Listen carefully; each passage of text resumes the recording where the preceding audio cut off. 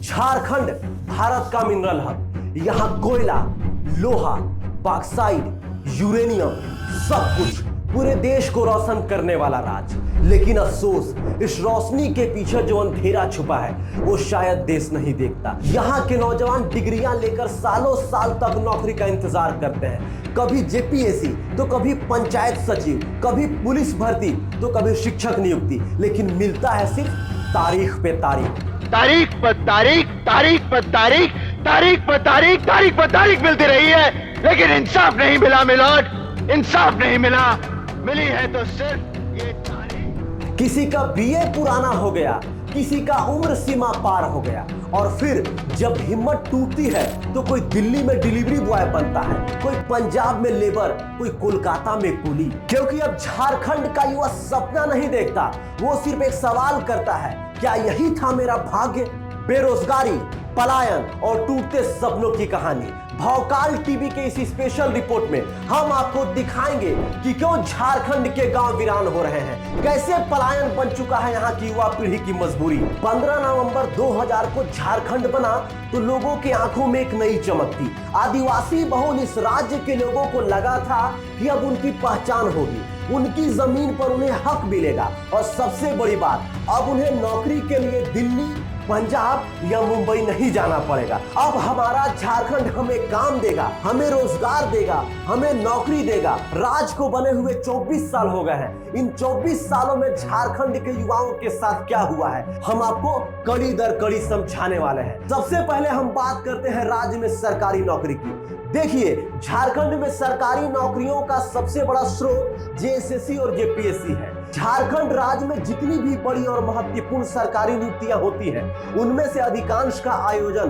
दो प्रमुख आयोगों द्वारा किया जाता है, जेएसएससी यानी कि झारखंड कर्मचारी चयन आयोग, और जेपीएससी यानी कि झारखंड लोक सेवा आयोग। जेपीएससी मुख्य रूप से उच्च स्तर के अधिकारियों जैसे deputy collector, DSP, medical officer, engineer और अन्य ग्रेड ए पदों की बहाली करता है। वहीं जेएसएससी के माध्यम से क्लर्क, शिक्षक, जूनियर इंजीनियर, कृषि पदाधिकारी, तकनीकी सहायक जैसे ग्रुप बी और ग्रुप सी स्तर की नियुक्तियां होती है। सरकारी नौकरी की तलाश कर रहे युवाओं के लिए यह दोनों आयोग झारखंड में रोजगार का सबसे बड़ा माध्यम बन चुका है। यही कारण है कि हर साल लाखों अभ्यर्थी जेपीएससी और जेएसएससी की परीक्षा में भाग लेते हैं। झारखंड लोक सेवा आयोग यानी कि जेपीएससी की स्थापना राज्य के होनहार युवाओं को प्रशासनिक सेवाओं में अवसर देने के लिए की गई थी। उद्देश्य था हर साल सिविल सेवा परीक्षा आयोजित हो और योग्य युवाओं को सरकारी सेवा में लाया जाए, लेकिन हकीकत इससे कोसों दूर है।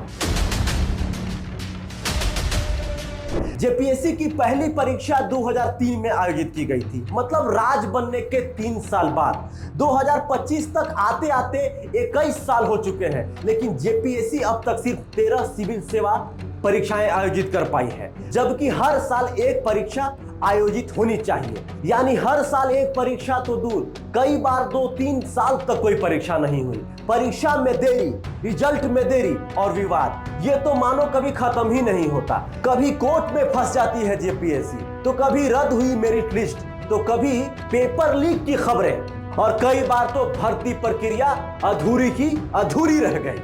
इसका सीधा असर उन लाखों युवाओं पर पड़ा जो सालों तक तैयारी करते हैं, उम्मीद करते हैं, पर परीक्षा की तारीख तय नहीं होती। जैसा कि हमने आपको बताया कि वर्ष 2003 में जेपीएससी ने पहली सिविल सेवा परीक्षा आयोजित की, वो भी सिर्फ 64 पदों के लिए। उस समय आयोग के अध्यक्ष थे डॉक्टर दिलीप कुमार प्रसाद। इसके बाद जो हुआ वो आप सुनेंगे तो कहेंगे, वाह, यही तो है हमारा असली झारखंड। इसके बाद 172 पदों के लिए द्वितीय सिविल सेवा परीक्षा ली गई। इसमें काफी विवाद हुआ। आयोग के पदाधिकारियों, राजनेताओं व शिक्षा माफियाओं के रिश्तेदारों की नियुक्ति के आरोप लगे। जमकर पैसे के लेन देन, नंबर बढ़ाने के आरोप लगे। मामले ने तुल पकड़ा तो फॉरेंसिक जांच भी कराई गई। आपको याद होगा 2009 में राज्य में जब राष्ट्रपति शासन लगा तो तत्कालीन राज्यपाल सैयद सिप्ते रजी ने इस घोटाले की जांच झारखंड निगरानी ब्यूरो को सौंप दी। जेपीएससी के अध्यक्ष, 2 सदस्य और सचिव को जेल भी जाना पड़ा। हाई कोर्ट ने नियुक्ति रद्द कर दी। बाद में मामला सुप्रीम कोर्ट पहुंचा, जहां कोर्ट ने कहा जब तक अंतिम निर्णय नहीं हो जाता चयनित लोग ड्यूटी पर बने रहेंगे। मतलब जिनका चयन हुआ था वो काम करते रहेंगे जब तक सुप्रीम कोर्ट का अंतिम फैसला नहीं आ जाता। जेपीएससी की लापरवाही ने झारखंड के पढ़े लिखे युवाओं को या तो बेरोजगारी के दलदल में धकेला या फिर राज्य से पलायन करने पर मजबूर किया। जहां अन्य राज्यों में हर साल सिविल सेवा की परीक्षा नियमित होती है, वहीं झारखंड में परीक्षा के इंतजार में उम्र निकल जाती है। तो जैसे जेपीएससी की कार्य प्रणाली पर सवाल उठते रहे हैं, वैसे ही झारखंड कर्मचारी चयन आयोग यानी कि जेएसएससी की स्थिति भी काफी चिंताजनक रही है। शिक्षक बहाली, तकनीकी पदों की नियुक्ति और विभिन्न विभागों की रिक्तियों को लेकर जेएसएससी भी लगातार विवादों और देरी में घिरा रहा है। चाहे शिक्षक बहाली हो, चाहे पीजीटी का एग्जाम हो, चाहे जेएसएससी सीजीएल हो। जेएसएससी सीजीएल के बारे में तो तमाम झारखंड वासियों को पता होगा, पिछले 9 सालों से ये परीक्षा पूरा नहीं हो पाया। अभी भी मामला कोर्ट में लटका हुआ है। तो आप समझ गए होंगे जेपीएससी और जेएसएससी दोनों सरकारी मौसेरे भाई हैं। दोनों का काम नौकरी देना है, लेकिन दोनों का हाल तारीख पर तारीख देना रह गया है। कहने को तो जेपीएससी और जेएसएससी एक संवैधानिक आयोग है, लेकिन इसकी हालत किसी बीमार सरकारी दफ्तर जैसे हो गई है, जहां न समय पर परीक्षा होती है, न रिजल्ट आता है, न ज्वाइनिंग होती है। अब सवाल ये नहीं कि कितनों को सरकारी नौकरी मिली है, अब सवाल ये है कि कितनों का समय, सपना और आत्मविश्वास इस सिस्टम ने कुचल दिया है। 10 साल की तैयारी, लाखों रुपए की कोचिंग, माता पिता की उम्मीदें और बदले में क्या? घोटाले, कोर्ट केस और आपका फॉर्म रिजेक्ट का मैसेज। यही है असली झारखंड। अब इतना सुनने के बाद कोई ये न कहे कि सिर्फ सरकारी नौकरी पर निर्भर काहे रहते हो भाई, क्योंकि झारखंड में टाटा, बिरला, वेदांता, जेएसडब्ल्यू, जिंदल और पता नहीं कितनी मल्टीनेशनल कंपनियां हैं। वहां क्यों नहीं जाकर काम करते हो? वहां क्यों नहीं जाकर जॉब करते हो? क्यों सरकारी नौकरी के उम्मीद में अपनी जवानी को बर्बाद करते हो? लेकिन सवाल यह है, क्या इन कंपनियों में झारखंड के युवाओं को नौकरी मिल रही है? सबसे बड़ा सवाल, क्या इन कंपनियों में झारखंड के युवाओं को नौकरी मिल रही है? झारखंड सरकार के ही कुछ आंकड़े हैं, वो मैं आपको बताता हूं। राज्य में करीब 800 से अधिक छोटी और बड़ी निजी कंपनियां कार्यरत हैं। इन आंकड़ों में बदलाव हो सकते हैं थोड़ा बहुत। इनमें करीब 1,25,000 नियमित रोजगार के अवसर उपलब्ध हैं, लेकिन इनमें झारखंड के स्थानीय युवाओं की भागीदारी कितनी है?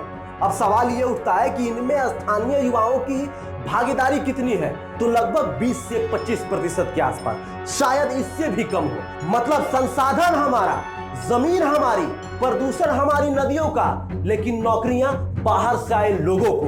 टाटा स्टील हो या सीसीएल, एचईसी हो या एनटीपीसी, हर जगह बहाली में स्थानीय युवाओं को नजरअंदाज किया गया है। यह सत्य है। शायद आपको याद होगा 2021 में झारखंड सरकार ने एक बड़ा ऐलान किया था। राज्य के हर निजी क्षेत्र की कंपनी में 75% नौकरियां झारखंड के स्थानीय युवाओं को दी जाएगी। कहा गया अगर किसी कंपनी में 10 से ज्यादा कर्मचारी है तो उनमें से 75% स्थानीय होने चाहिए। वाह रे वादा, जनता ने तालियां बजाई, युवाओं ने सपना देखा। लेकिन हकीकत क्या है? 2025 आ गया और वो 75% वाला सपना 7.5% भी नहीं बन पाया। राज्य के उद्योग विभाग की रिपोर्ट के अनुसार 2023 तक केवल 12% कंपनियों ने स्थानीय नियोजन नीति का पालन किया। 60% कंपनियों ने तो रजिस्ट्रेशन तक नहीं कराया। बाकी ने अदालत का दरवाजा खटखटाया और मामला फिर कोर्ट में फंस गया। तो कहने को नीति लागू हो गई, लेकिन न मॉनिटरिंग है, न जुर्माना है, न कार्रवाई है। तो है क्या?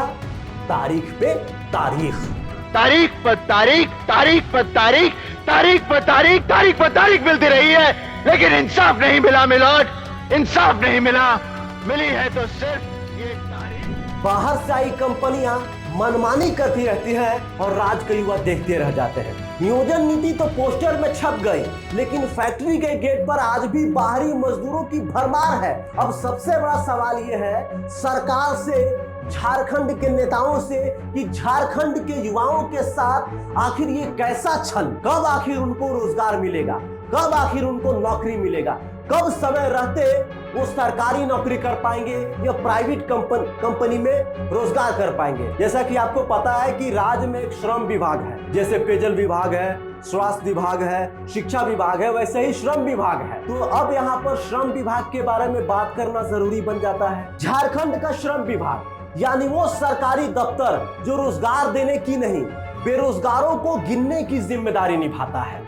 दावा है ये विभाग बेरोजगारों को नौकरी दिलाने में मदद करता है, लेकिन सबसे बड़ा सवाल ये है कि बेरोजगारों को नौकरी और रोजगार दिलाने में श्रम विभाग कितना मदद करता है, लेकिन असल में ये सिर्फ नौकरी की उम्मीदों का पोस्टमार्टम करता है।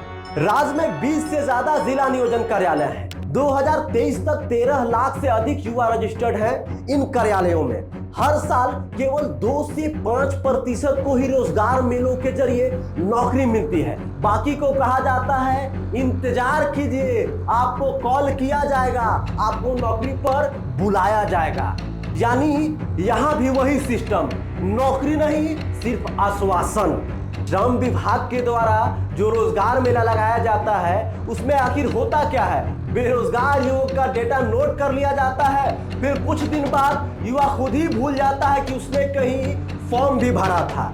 नीति कहती है हर जिले में रोजगार मेला लगेगा, हकीकत कहती है कंपनियां आती है, इंटरव्यू लेती है और 90% को रिजेक्ट करके चली जाती है। मतलब इंटरव्यू जो होता है वो सिर्फ दिखावे के लिए होता है। 90% से ज्यादा लोगों को उसमें रिजेक्ट कर लिया जाता है क्योंकि चयन पहले से तय होता है। मतलब यहां भी सेटिंग गेटिंग खूब चलता है। झारखंड वासियों जरा इस आंकड़े पे गौर फरमाइए। 2023 तक झारखंड से हर साल करीब 5 से 7 लाख युवा रोजगार की तलाश में पलायन करते हैं। पलायन करने वाले अधिकांश युवा 18 से 30 वर्ष के आयु वर्ग के होते हैं। इनमें 65% से अधिक केवल दिहाड़ी मजदूरी, hotel worker, factory labour, delivery boy या सिक्योरिटी गार्ड का नौकरी करते हैं। महिलाओं की भी भागीदारी बढ़ चढ़कर बोल रही है, जिनमें घरेलू कामगार व टेक्सटाइल फैक्ट्री वर्कर शामिल है। क्यों एक ऐसा राज्य जो देश का मिनरल हब है, वहां का युवा बाहर जाकर ईंट गाढ़ा ढोने पर मजबूर है? क्या खनिज भेजने वाला राज्य खुद अपने युवाओं को रोटी नहीं दे सकता है, रोजगार नहीं दे सकता है, नौकरी नहीं दे सकता है? यह सबसे बड़ा सवाल है। क्या ये वही झारखंड है जिसका सपना हमने सन 2000 ईस्वी में देखा था? कैसा लगा रिपोर्ट? आप हमें कमेंट करके बताइए। आपके कमेंट से हमें मोटिवेशन मिलता है, आपके कमेंट से हमें ऊर्जा मिलती है। क्या आपके आस पड़ोस के लोग कौन से राज्य में जाके लेबर, मजदूरी, ईंट भट्टा पे काम कर रहे हैं? आप हमें जरूर कमेंट करके बताइए। बाकी तमाम झारखंड वासियों को झारखंडी जोहार।